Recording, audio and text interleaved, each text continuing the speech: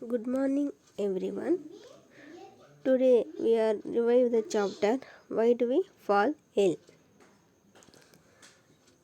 So this chapter is very important chapter. So you already known that in the previous month why do we fall ill importance. So now we shall discuss about some important questions of why do we fall ill. State any two conditions essential for good health. State any two conditions essential for good health. ನಮ್ಮ good ಹೆಲ್ತಿಗೆ ಸಂಬಂಧಪಟ್ಟ ಎರಡು ಮುಖ್ಯವಾಗಿರ್ತಕ್ಕಂತಹ ಕಂಡೀಷನ್ಸ್ಗಳನ್ನು ಹೇಳ್ರಿ ಅಂತಂದು ಹೇಳಿದ್ದಾರೆ. Statement ಕೊಡ್ರಿ ಅಂತಂದು ಹೇಳಿದ್ದಾರೆ. ಏನು ಇರಬೇಕಪ್ಪ ಅಂದರೆ ಬೆಟರ್ ಸರೌಂಡಿಂಗ್ಸನ್ನು ಏನಾಗಿರಬೇಕು, ಆದಷ್ಟು ಚೆನ್ನಾಗಾಗಿರಬೇಕು. ಮತ್ತು state of physical, mental, social well being, ದೈಹಿಕವಾಗಿ ಮತ್ತು ಮಾನಸಿಕವಾಗಿ ಮತ್ತು ಸಾಮಾಜಿಕವಾಗಿ ಏನಾಗಿರಬೇಕು, ಆದಷ್ಟು ಚೆನ್ನಾಗಿದ್ದರೆ ಮಾತ್ರ ನಾವು ಏನು ಮಾಡ್ತೀವಿ ಅಂದರೆ ನಮ್ಮ ಹೆಲ್ತನ್ನು ಚೆನ್ನಾಗಿರೋಕ್ಕೆ ಸಾಧ್ಯ. ಸೊ ಹಾಗಾಗಿ these are the conditions essential for the good health are better surroundings and the physical, mental and social well-being. And then state any two conditions essential for being free of diseases. State any two conditions essential for being free of diseases. Here personal hygiene and clean surroundings. Personal hygiene, clean surroundings are the two conditions essential for being free of diseases. Are the answers to the above questions necessarily the same or different? Why? Are the answers to the above questions necessarily the same or different? Why? Different because person may be free of diseases but his physical mental health may not be good. So ಯಾಕಂದರೆ the answers to the above questions necessarily in the same or different ಅಂತಂದು ಹೇಗಕ್ಕಪ್ಪ ಅಂತಂತ ಹೇಳಿದರೆ ಇಲ್ಲಿ different ಆಗಿರುತ್ತೆ ಅಂತಂದು ಹೇಳಿದ್ದಾರೆ. ಯಾಕಂದರೆ because persons may be free of diseases but his physical mental health so may not be good ಅಂತಂದು ಹೇಳಿದ್ದಾರೆ. And list any three reasons why you would think that you are sick and ought to see a doctor. If only one of these symptoms were present, would you still go to the doctor? Why or why not? List any three reasons why you would think that you are sick and ought to see a doctor. So ಯಾವುದಾದ್ರೂ 3 ರೀಸನ್ಸನ್ನು ನೀವು ಇಲ್ಲಿ ಕೊಡ್ರಿ.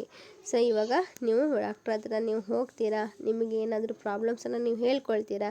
If only one of these symptoms are present, ಇದರಲ್ಲಿರ್ತಕ್ಕಂಥ ಏನಾದರೂ ಒಂದು symptom ನಿಮಗೆ ಇದೆ ಅಂದರೆ ಡಾಕ್ಟ್ರ್ ಏನು ಕನ್ಸಿಡರ್ ಮಾಡ್ತಾರೆ, ನಿಮಗೆ ಯಾವುದೋ ಒಂದು ಆ ಸಿಮ್ಟಮ್ಸಿನ ಮುಖಾಂತರ ನಿಮ್ಮ ಕಾಯಿಲೆಗಳನ್ನು ಕಂಡುಹಿಡಿತಾರೆ. Would you still go to the doctor and why are uncomfortable. ನಾವು ಕಂಫರ್ಟೇಬಲನ್ನು ಫೀಲ್ ಮಾಡದೇ ಇದ್ದಾಗ ಮತ್ತು ನಾವು ಡಾಕ್ಟ್ರ್ ಹತ್ರ ಹೋಗ್ತೀವಿ. ಏಕಿಂದ ಬಾಡಿಯಲ್ಲಿ ಏನಾದರೂ ಪೇನ್ ಆದರೆ ಆದರೂ ಕೂಡ ನಾವು ಏನು ಮಾಡ್ತೀವಿ ಅಂದರೆ to consult the doctor. And some infections, body ಇನ್ಫೆಕ್ಷನ್ಸ್ಗಳನ್ನು ಆದರೆ ಕೋಲ್ಡ್ ಶೀತ ಆದರೆ ಅಂದರೆ these are all the infected leads to acute and chronic diseases. ಇವೆಲ್ಲ ಕೂಡ ದೀರ್ಘಕಾಲವರೆಗೆ ಇರ್ತಕ್ಕಂತಹ ಮತ್ತು ಸ್ವಲ್ಪ ದಿನವರೆಗೂ ಇದ್ದು ಹೋಗತಕ್ಕಂತಹ ಕಾಯಿಲೆಗಳಂತಂದು ಕೂಡ ಇದನ್ನು ಕನ್ಸಿಡರನ್ನು ಮಾಡ್ತಾರೆ. And then you have to see that in which of the following case do you think the long-term effects on your health are likely to be most unpleasant?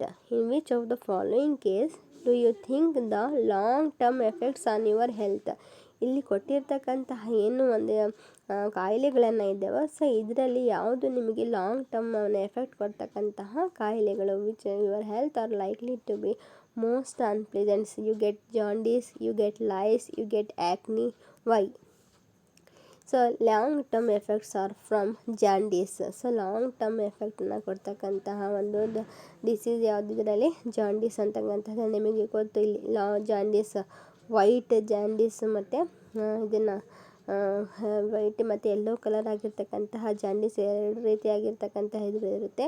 ಈ ಜಾಂಡೀಸನ್ನು ಯಾವುದರಿಂದ ಬರುತ್ತೆ ಅಂದರೆ ನಾವು ಕುಡಿಯತಕ್ಕಂತಹ ನೀರಿನ ಮೂಲಕನೇ ಈ ಜಾಂಡೀಸನ್ನು ಬರ್ತಕ್ಕಂಥದ್ದನ್ನು. ಸೊ ಈ ಲಾಂಗ್ ಟರ್ಮ್ ಎಫೆಕ್ಟ್ಸನ್ನು ಕೊಡ್ತಕ್ಕಂತಹ ಒಂದು ಕಾಯಿಲೆನೂ ಕೂಡ ಇದನ್ನು ಆಗಿದೆ. ಯಾವುದು long term effects are from jaundice due to infections to the liver. ಈ ಜಾಂಡೀಸ್ ಎಲ್ಲಿಂದ ಬರುತ್ತೆ ಅಂದರೆ ಲಿವರಿಗೆ ಇನ್ಫೆಕ್ಷನ್ ಆದರೆ ಏನು ಕೊಡ್ತೇವೆ, ಇದನ್ನು ಜಾಂಡೀಸನ್ನು ಬರ್ತಕ್ಕಂಥದ್ದನ್ನು ನಾವು ನೋಡ್ತೀವಿ.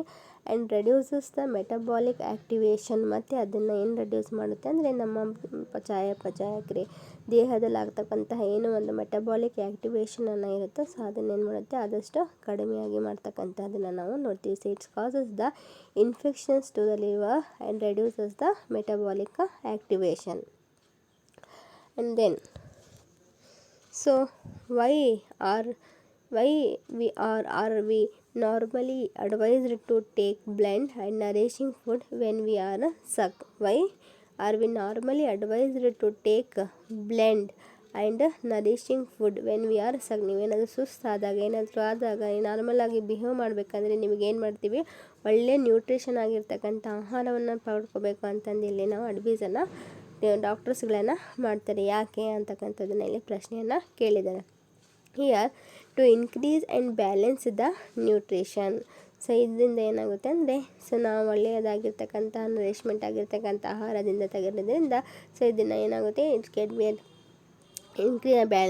B increase and balance the ನಮ್ಮ ದೇಹದಲ್ಲಿ ಇರ್ತಕ್ಕಂತಹ ನ್ಯೂಟ್ರಿಷನ್ ಕೊರತೆ ಅನ್ನೋದನ್ನ ಏನು ಮಾಡುತ್ತೆ, ಬ್ಯಾಲೆನ್ಸನ್ನು ಮಾಡ್ತಕ್ಕಂಥದ್ದನ್ನು ನಾವು ನೋಡ್ತೀವಿ. ಮತ್ತು supplement the loss of vital components and it also helps to the loss of the vital components and provide necessary and sufficient energy. ಮತ್ತು ನಮಗೆ ಬೇಕಾಗಿರ್ತಕ್ಕಂತಹ ಸಫಿಷಿಯೆಂಟ್ ಎನರ್ಜಿಯನ್ನು ಅದನ್ನು ಒದಗಿಸುತ್ತೆ. ನರಿಶಿಂಗ್ ದ ಬಾಡಿನ ಮತ್ತು ನಮ್ಮ ಬಾಡಿಯನ್ನು ನರಿಷನ್ನು ಮಾಡುತ್ತೆ. So these are all the normally advised to take blend and nourishing food when we are to increase and balance the nutrition, supplement the loss of vital components and provide necessary and sufficient energy and nourishing the body.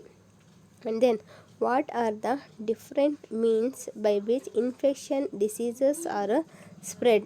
What are the different means by which infection diseases are spread? So ಇನ್ಫೆಕ್ಷನನ್ನು spread ಮಾಡ್ತಕ್ಕಂತಹ ಬೇರೆ ಬೇರೆ ಡಿಸೀಸಸನ್ನು ಯಾವುದ್ಯಾವುದು ಅಂತಂದರೆ ಹೇಳ್ರಿ ಅಂತಂದು ಹೇಳಿದರೆ, ಡೈರೆಕ್ಟ್ ಕಾಂಟ್ಯಾಕ್ಟ್, ಇಂಡೈರೆಕ್ಟ್ ಕಾಂಟ್ಯಾಕ್ಟಿಂದ, ಡೈರೆಕ್ಟ್ ಕಾಂಟ್ಯಾಕ್ಟಿಂದ ಆಗಿರ್ಬೋದು, ಇಂಡೈರೆಕ್ಟ್ ಕಾಂಟ್ಯಾಕ್ಟಿಂದ ಆಗಿರ್ಬೋದು, ಬೈ ಏರ್ ಗಾಳಿಯ ಮೂಲಕ, ಬೈ ಫುಡ್ಡಿನ ಮೂಲಕ, ಮಸ್ಕಿಟೋಸ್ ಆರ್ ಇನ್ಸೆಕ್ಟ್ಸ್ ಮತ್ತು ಮಸ್ಕಿಟೋಸ್ ಮತ್ತು ಇನ್ಸೆಕ್ಟ್ಸ್ಗಳಿಂದ ಥ್ರೂ ಕೆಟರಾಕ್ಟ್ ಅಂತಂದು ಹೇಳ್ಬೋದು, ಐ ಡಿಸೀಸಸ್. ಇವೆಲ್ಲವೂ ಕೂಡ ಏನಾಗಿರುತ್ತೆ ಅಂದರೆ these are all the different means which causes the infection diseases are spread. ಇದನ್ನು ಕೂಡ ನಮ್ಮ ಇನ್ಫೆಕ್ಷನ್ನಿಂದ ಬರ್ತಕ್ಕಂತಹ ಒಂದು ಡಿಸೀಸಸನ್ನು sometimes it can be and causes the direct contact, indirect contact by air and food, mosquitoes or insects, and through contact it can be form the infectious diseases. And then so what precautions can you take in your school reduce the incidence of infectious diseases? So ಯಾವುದಾದ್ರೂ ನಮಗೆ infectious ಡಿಸೀಸಸನ್ನು ಕಾಸಸನ್ನು ಆಗಿದೆ ಅಂದರೆ so ಅದಕ್ಕೆ ನಾವು ಏನು ಪ್ರಿಕಾಷನ್ಸನ್ನು ತಗೊಳ್ತೀವಿ ಅಂತಂದು ನಿಮ್ಮ ಸ್ಕೂಲಲ್ಲಿ ಇದನ್ನು ನಿಮ್ಮ ಸ್ಕೂಲಲ್ಲಿ ಒಂದು ಪ್ರಿಕಾಷನ್ಸನ್ನು ಹೇಳ್ಕೊಟ್ಟಿದ್ದಾರೆ. What precautions can you take in your school to reduce the incidence of the infectious disease? ನಿಮ್ಮ ಸ್ಕೂಲಿಂದ ಬರ್ತಕ್ಕಂಥ ಯಾವುದಾದ್ರೂ ಒಂದು ಇನ್ಸಿಡೆಂಟ್ ಇದ್ದರೆ ಇನ್ಫೆಕ್ಷಿಯಸ್ ಡಿಸೀಸ್ ಅಂದರೆ ನೀವು ಏನು ಪ್ರಿಕಾಷನ್ಸನ್ನು ತಗೊಳ್ತೀರಾ ಅಂತಂದೇಳಿ ಹೇಳಿದ್ದಾರೆ. ಬೈ ಸೇಫ್ಟಿ ಮೆಥಡ್, ಆದಷ್ಟು ನಾವು ಸೇಫ್ ಆಗಿರ್ತಕ್ಕಂತಹ ಮೆಥಡ್ಗಳನ್ನು ಅಲ್ಲಿ ಯೂಸ್ ಮಾಡ್ತೀವಿ. And by providing necessary precautions, ಅದಕ್ಕೆ ಆ ಒಂದು ಕಾಯಿಲೆಗೆ ತಕ್ಕಂತೆ ಏನು ಮಾಡ್ತೀವಿ, ನೆಸೆಸರಿ ಪ್ರಿಕಾಷನ್ಸ್ಗಳನ್ನು ಪ್ರೊವೈಡ್ ಮಾಡ್ತೀವಿ. ಮತ್ತು advise the students not to come school till his recover. ಮತ್ತು ಸ್ಕೂಲಲ್ಲಿ ಒಬ್ಬ ವಿದ್ಯಾರ್ಥಿಗೆ ಏನಾದರೂ ಅವನು ಕೋಲ್ಡ್ ಅಥವಾ ಫೀವರಿಂದ ಸಫರ್ ಪಡ್ತಾ ಇದ್ದಾನೆ ಅಂದರೆ ಸೊ ಅವನಿಗೆ ಏನು ಅಡ್ವೈಸ್ ಮಾಡ್ತೀವಿ ಅಂದರೆ so you have to advise the students not to come the schools. ನೀವು ಸ್ಕೂಲಿಗೆ ಬರಬೇಡ್ರಿ, ನಿಮಗೆ ಕಾಯಿಲೆಯನ್ನು ಪೂರ್ತಿ ಚೆನ್ನಾಗಿ ಆಗಿದ್ಮೇಲೆ ನೀವು ಸ್ಕೂಲಿಗೆ ಬರ್ರಿ ಅಂತಂದು ಇಲ್ಲಿ ಏನು ಮಾಡ್ತಾರೆ, ಅಡ್ವೈಸನ್ನು ಮಾಡ್ತಾರೆ. So it can be advise the students not to come the school till his recover. And then what is immunization? So immunizations means you know that the willpower.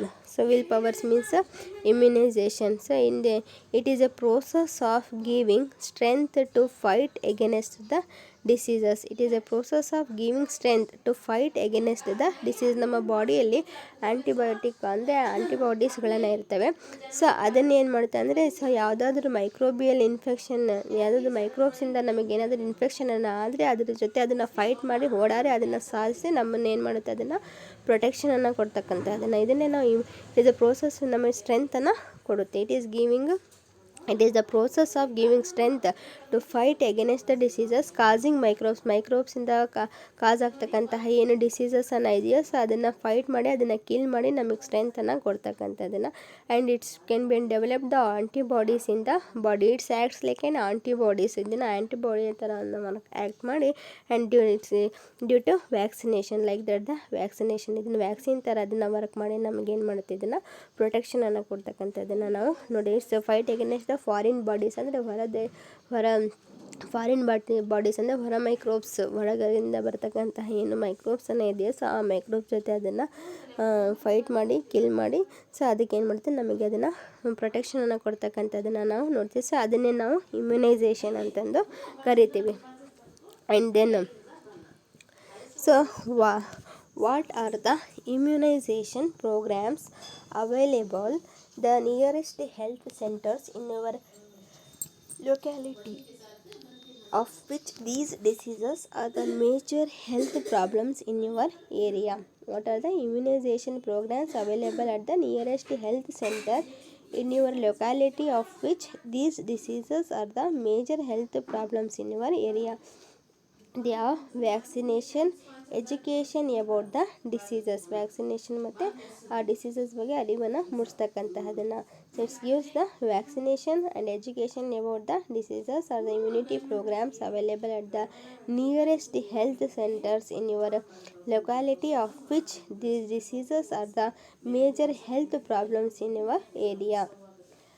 And it gives the awareness programs, public health, educating and eradicating of the programs. So ಅವನ್ನ ಅವೇರ್ನೆಸ್ಸನ್ನು ಮೂಡಿಸ್ತಕ್ಕಂತಹ programmes ಮಾಡೋದು, ಪಬ್ಲಿಕ್ಗೆ help ಮಾಡ್ತಕ್ಕಂಥದ್ದನ್ನು, ಮತ್ತು eradication ಅದು crowded ಆಗಿರ್ತಕ್ಕಂತಹ ಪ್ರೋಗ್ರಾಮ್ಸ್ಗಳನ್ನು ಎರೇಡ್ ಮಾಡ್ತಕ್ಕಂಥದ್ದನ್ನು. So these are all the immunization programs. It can be helps to the health centers in your locality of which the diseases are the major health problems in our area. And then, so how many times did you fall ill in the last 1 year? What were the illness? Think of one change you would make in your habits or to avoid any of most of the above illness. See how to think about that. So what of the changes you would wish for in your surroundings in order to avoid any of the most of the illness? So once or twice, fever, common cold, vomiting symptoms, maintain neatness in surroundings, and maintain neatness in surroundings, and pure and sterilized water for drinking, keeping surroundings clean. ನಾವು ಕಾಯಿಲೆಯನ್ನು ಬೀಳಬಾರ್ದಪ್ಪ ಅಂತಂದರೆ ನಾವು ಯಾವ ಥರ ಆಗಿರ್ತಕ್ಕಂತಹ ಒಂದು ಅರಿವನ್ನು ಅರಿವನ್ನು ನಾವು ಮೂಡಿಸ್ಕೋಬೇಕು ಅಂತಂದು ಇಲ್ಲಿ ಹೇಳಿದ್ದಾರೆ. ನೋಡಿದ ಒನ್ಸ್ ಆರ್ ಟ್ವೈಸ್ ನಾವು ಏನು ಮಾಡಬೇಕು ಅಂದರೆ ಸ್ನಾನವನ್ನು ಮಾಡಬೇಕು. ಫೇವರನ್ನು, ಕಾಮನ್ ಕೋಲ್ಡನ್ನು, ವಾಮಿಟಿಂಗ್ ಸಿಂಪ್ಟಮ್ಸನ್ನು, ಸೊ ಆದಷ್ಟು ನೀಟ್ನೆಸ್ಸನ್ನು ಮೇಂಟೈನ್ ಮಾಡ್ತಕ್ಕಂಥದ್ದನ್ನು, ಸೊ ಅದು ಪ್ಯೂರ್ ಮತ್ತು sterilised water drinking, keeping surroundings clean, ಆದಷ್ಟು ನಮ್ಮ ಸರೌಂಡಿಂಗ್ಸನ್ನು ಕ್ಲೀನಾಗಿರ್ತಕ್ಕಂಥದ್ದು. ಸೊ ಹಾಗೆಯೇ avoid stagnation of water. So ನಿಂತ ನೀರು ಆದಷ್ಟು ನಮ್ಮ ಸರೌಂಡಿಂಗ್ಸಲ್ಲಿ ನೀರನ್ನು ನಿಂತುವಾಗ ಅದನ್ನು ನೋಡ್ಕೊಳ್ತಕ್ಕಂಥದ್ದನ್ನು. Free from pollutants, garbage disposal, ಅವಾಗ ಗಾರ್ಬೇಜನ್ನು ಡಿಸ್ಪೋಸ್ ಮಾಡ್ತಕ್ಕಂಥದ್ದನ್ನು. Use of medicated plant for plantations, ಆದಷ್ಟು ನಾವು ಗಿಡಗಳನ್ನು ಮೆಡಿಸಿನಿಗೆ ರಿಲೇಟೆಡ್ ಆಗಿರ್ತಕ್ಕಂತಹ ಪ್ಲ್ಯಾಂಟೇಷನ್ಸನ್ನು ಮಾಡ್ತಕ್ಕಂಥದ್ದು. So these are all the changes you have to see in your environment, and then you have to avoid the illness ಅಂತಂದೇಳಿ ಹೇಳ್ಬೋದು. once or twice in fever, common cold, vomiting symptoms, maintain neatness in surroundings, and pure and sterilized waters for drinking, keeping surroundings clean. and avoid stagnation of water, free from pollutants and garbage disposal, and use of medicated plantations. And then a doctor, nurse, or health workers is exposed to more sick people than others in the community. So find out how he avoids getting sick herself himself. ಈ doctor ಆಗಿರ್ಬೋದು, nurse ಆಗಿರ್ಬೋದು, health workers ಇವರು is exposed to more sick peoples then others in the community. So find out how he avoid getting sick herself. So ಇವರು ಯಾವ ಥರ ತನಗೆ ಬಂದಿರತಕ್ಕಂತಹ ಸಿಕ್ನೆಸ್ಸನ್ನು ಇವರು avoid ಮಾಡುತ್ತಾರೆ ಅಂತಕ್ಕಂಥದ್ದನ್ನು ಇಲ್ಲಿ ನೋಡೋಣ.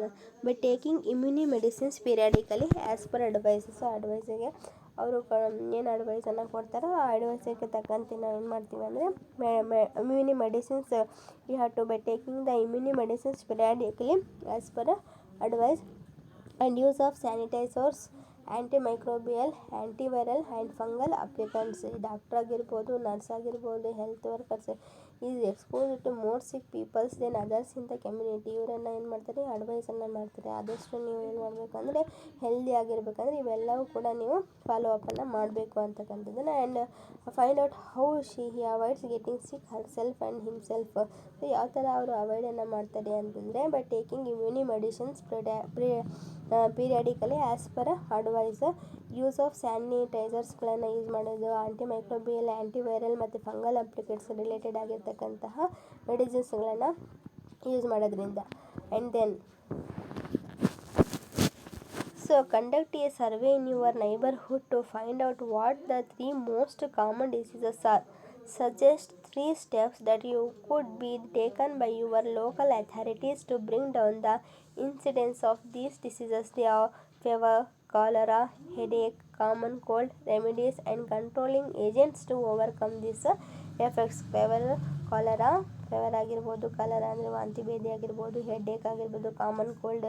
These are all the remedies controlling agents to overcome these effects. And then a baby is not able to tell his caretakers that she is sick. What would help us to find out that the baby is sick? What is the sickness? ಇಲ್ಲಿ ಒಂದು ಬೇಬಿಯನ್ನು ಇರುತ್ತೆ, ಆ ಬೇಬಿಗೆ ಏನಾದರೂ ಸಿಕ್ನೆಸ್ಸನ್ನು ಆದಾಗ, ಏನಾದರೂ ಕಾಯಿಲೆಯನ್ನು ಬಂದಾಗ, ಏನಾದರೂ ಸುಸ್ತಾದಾಗ so ಅದನ್ನು ಹೇಳ್ಕೊಳ್ಳಲ್ಲ. ಬಟ್ ನೀವು ಯಾವ ಥರ ಅದನ್ನು ಕಂಡುಹಿಡಿತೀರಾ ಅಂತಕ್ಕಂಥದ್ದನ್ನಲ್ಲಿ ಹೇಳಿದ್ದಾರೆ. So active face and moments, ಅದ್ರ ಮೂಮೆಂಟ್ಸ್ ಮತ್ತು ಅದರ ಫೇಸಿಂದ ನಾವು it's can be easily to know that he is an sick or not.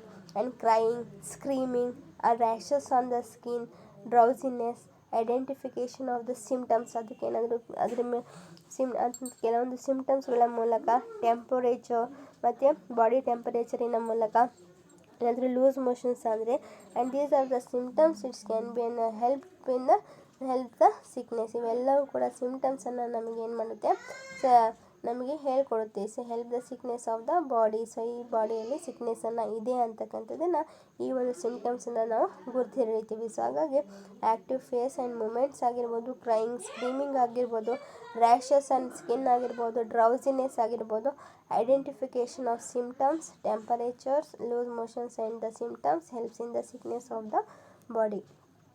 And then under which of the following conditions is a person most likely to fall sick? When she is recovering from malaria, when she has recovered from malaria and is taking care of someone suffering from chicken pox, and why she is on a 4-day fast after recover from malaria and is taking care of someone suffering from the chicken pox, and why. So they are mosquito. So answer is a mosquito. First one is the when she is recovering from malaria, ಮಸ್ಕಿಟೋಸಿಂದ so ಏನಾಗಿರುತ್ತೆ ಅಂದರೆ ಮಲೇರಿಯಾನ formation ಆಗ್ತಕ್ಕಂಥದ್ದನ್ನು ನಾವು ನೋಡ್ತೀವಿ. When she has recovered from malaria and is taking care of someone suffering from chicken pox, no. Why she is on a 4th day fast after recovering from malaria and is taking care of someone suffering from the chicken pox. So for why, so gets required immunity from medications. So with the help of the medication it can be and gets the required of the immunity. And then so under which of the following conditions is a person most likely to fall sick? So you have to know. And then I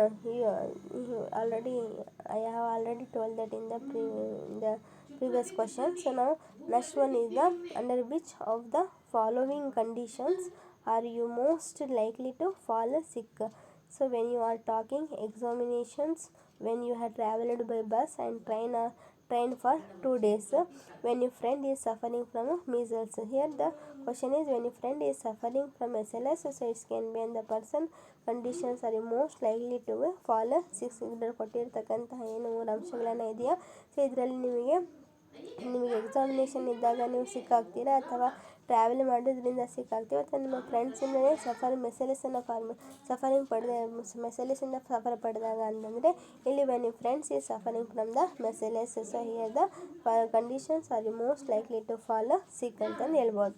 and then what are communicable diseases? Very important question. ಇದನ್ನ ನಮ್ಮ ಎಕ್ಸಾಮಿನೇಷನಲ್ಲಿ 2 ಮಾರ್ಕ್ಸಿಗೆ ಕೇಳಿರ್ತಾರೆ. What are communicable diseases? Here microbial agents commonly move from an affected person to someone else in a variety of ways called communicated or otherwise communicated diseases. ಅಂದರೆ ಇಲ್ಲಿ ಏನು microbial diseases ಅಂದರೆ so affect ಆಗಿರ್ತಕ್ಕಂತಹ person, for example ಅವನಿಗೆ AIDS ಇದೆ ಅಂತಂದು ಇಲ್ಲಿ example ಹೇಳ್ತಿರೋದನ್ನ, ಅವನಿಗೆ ಏಡ್ಸ್ ಇದೆ ಅಂದರೆ ಒಬ್ಬರಿಂದ ಇನ್ನೊಬ್ಬರಿಗೆ ಹರಡ್ತಕ್ಕಂಥದ್ದನ್ನು. ಸೊ ಎಫೆಕ್ಟೆಡ್ ಪರ್ಸನ್ನಿಂದ ಇನ್ನೊಂದು ಎಫೆಕ್ಟ್ ಪರ್ಸನ್ನಿಗೆ TB ಆಗಿರ್ಬೋದು. ಇವಾಗ ಕೆಮ್ಮಿದ್ರೆ ಏನಾಗುತ್ತೆ ಅಂದರೆ ಒಬ್ಬ ವ್ಯಕ್ತಿಯಿಂದ ಇನ್ನೊಂದು ವ್ಯಕ್ತಿಗೆ ಏನಾಗುತ್ತೆ ಅದನ್ನು ಸೊ ಹರಡ್ಕೊಳ್ಳುತ್ತೆ. ಸೊ ಅಂಟು ರೋಗ ಅಂತ ನಾವು ಇಲ್ಲಿ ಹೇಳ್ತೀವಿ. So microbial agents commonly move from affected person to someone else. Affected ಪರ್ಸನ್ನಿಂದ ಹೆಲ್ದಿ ಪರ್ಸನ್ನಿಗೆ ಮೂವ್ ಆಗ್ತಕ್ಕಂತಹ ಏನು ಡಿಸೀಸಸನ್ನು ಇರುತ್ತೋ ಆ ಒಂದು ಡಿಸೀಸಸನ್ನು ಕಮ್ಯುನಿಕೇಬಲ್ ಡಿಸೀಸಸ್ ಅಂತ ಕರೀತಾರೆ. And give the meaning of vectors. Vectors ಅಂದರೆ ಏನು ಅಂತಂದು ಹೇಳಿದ್ದಾರೆ.